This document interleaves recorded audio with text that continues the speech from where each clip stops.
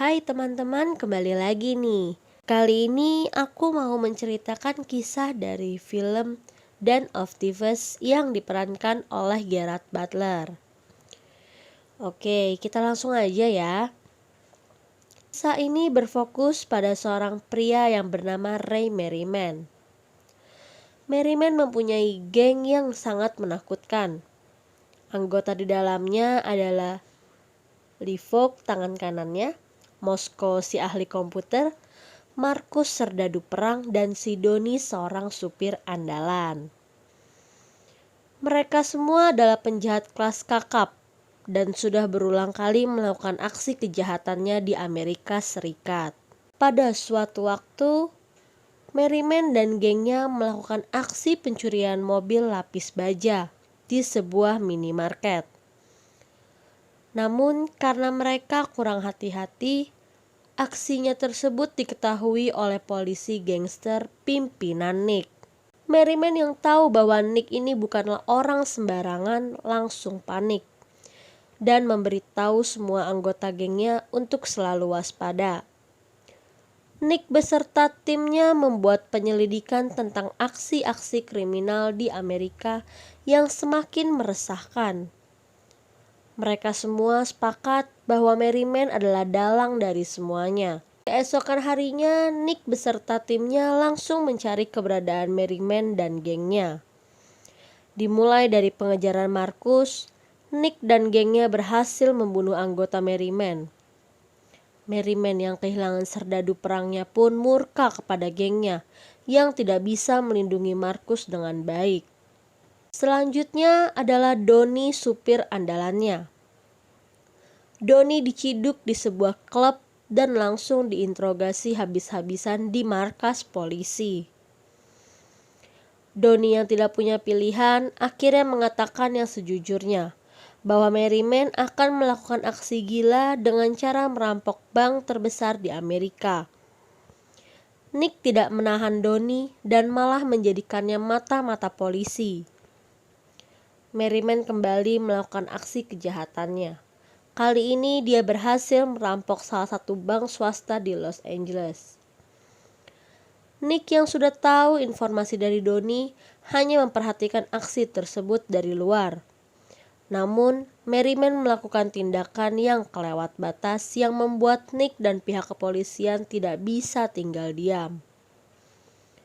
Saat semua polisi sudah berkumpul dan siap menyergap geng Merriman di dalam gedung, Merriman ini berhasil kabur melalui lubang bawah tanah yang ada di dalam bank tersebut. Nick yang sudah beberapa kali gagal menangkap Merriman langsung meminta Donnie untuk memberitahu di mana dia bisa bertatap muka langsung dengan Merriman. Akhirnya Donnie memberitahu Nick bahwa mereka akan mengadakan family dinner di sebuah kafe elit di pusat kota. Singkat cerita, malamnya mereka mendatangi meja Merriman sambil mengejek para penjahat itu di depan keluarganya. Merriman pun tidak terima dan mengajak Nick untuk bertarung di luar. Namun karena situasi di sana sangat ramai, rekan-rekan Nick melerai mereka berdua dan akhirnya kedua pria ini tidak jadi berkelahi. Tapi Merriman langsung tahu siapa yang berkhianat di dalam gengnya. Pulang dari kafe, Donnie langsung dibawa ke markas untuk diinterogasi. Lee Falk sudah siap mengeksekusi Donnie yang berkhianat. Tapi Merriman menyuruhnya untuk tenang dan memberi si Donnie ini satu kesempatan untuk menebus perbuatannya. Nick benar-benar dibuat pusing oleh para gerombolan geng ini.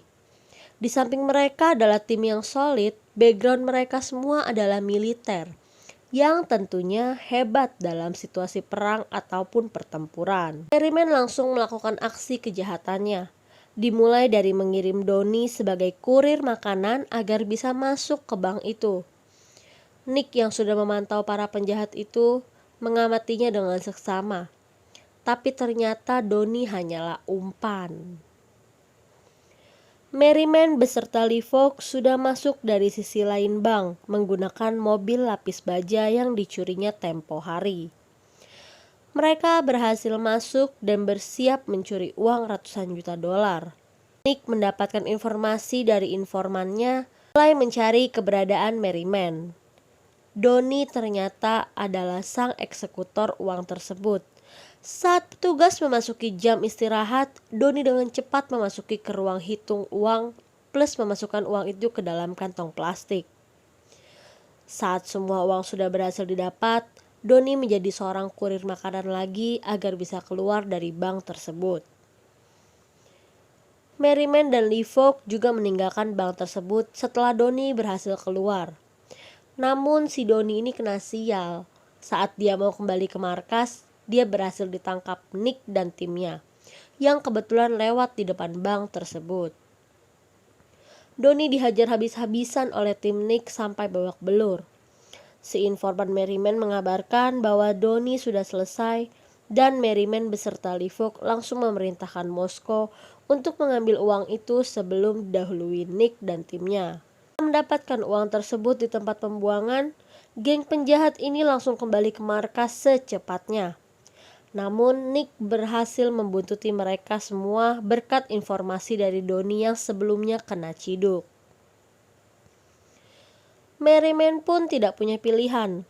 Dia harus menghadapi para polisi gangster ini daripada mereka mati terbunuh duluan sebelum sampai ke markas. Aksi tembak-menembak dua tim ini berjalan sengit.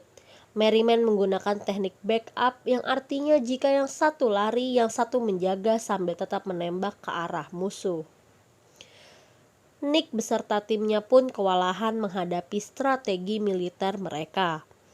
Namun semua itu berubah ketika Moskow tertembak oleh tim Nick. Sebagai balasan, Leafock berhasil menembak dua anggota tim Nick hingga tewas. Aksi kejar-kejaran pun berlangsung. Setelah itu, Leafock berhasil dilumpuhkan saat berusaha melindungi Merriman. Nick yang masih belum berhasil melumpuhkan Merriman terus mengejarnya hingga ke pusat kota. Leafock yang sudah sekarat akhirnya meninggal dunia di tempat. Merriman berhasil menembak tangan Nick. Namun, Nick adalah pria yang tangguh. Meskipun begitu, dia tetap mengejar Merriman dan menembak secara berulang. Salah satu tembakan Nick berhasil mengenai perut Merriman dan Merriman pun kesakitan. Nick pun mendekati Merriman yang sedang kesakitan. Merriman meskipun keadaan begitu, dia tidak tinggal diam. Merriman tetap melakukan perlawanannya. Dan kemenangan diperoleh oleh Nick setelah dia berhasil menembak Merriman dari dekat. Dan film pun selesai, teman-teman. Terima kasih dan jangan lupa dukung terus channel Kaum Film.